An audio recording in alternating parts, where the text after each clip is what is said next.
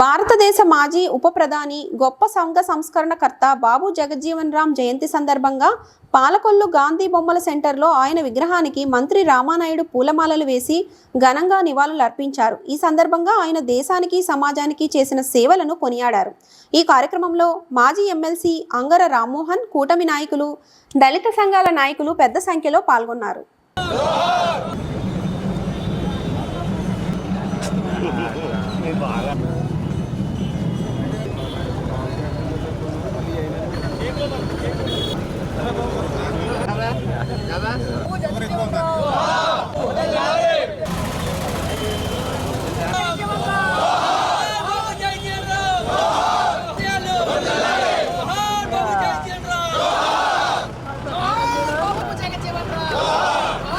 Doctor బాబు జగజ్జీవన్ రావు guarantee ఈవేళ యావత్తు భారతదేశానికి, యావత్తు భారత జాతికి కూడా ఒక ఆదర్శం, ఒక స్ఫూర్తిదాయకం, ఒక దశ దిశ దిక్చూచి లాంటి నాయకుడే.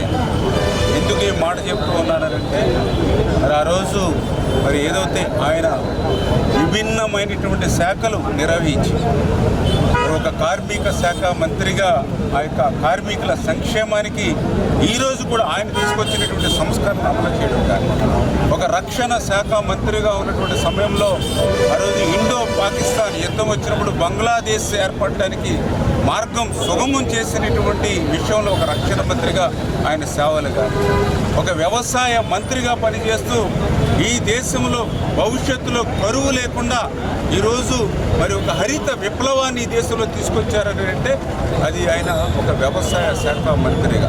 అంటే ఇట్లా ఆయన ఏ శాఖ నిర్వహించినా కూడా ఆ శాఖకు నిజమైనటువంటి గుర్తింపుని తీసుకొచ్చి ఆయన చేసినటువంటి సంస్కరణలే ఈరోజు మనందరం కూడా అమలు చేస్తున్నాం.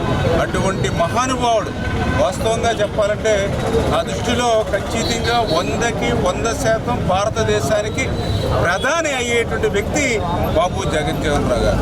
అయితే కొన్ని స్వార్థమైనటువంటి శక్తుల వల్ల ఆయన కాలేకపోయారు, కానీ ఖచ్చితంగా ఆ జగజ్జీవన్ రావు గారి యొక్క స్ఫూర్తితో ఆయన యొక్క ఆశయ సాధన కోసం మరి ఈరోజు తెలుగుదేశం, జనసేన, బీజేపీ ప్రభుత్వం పనిచేస్తుంది.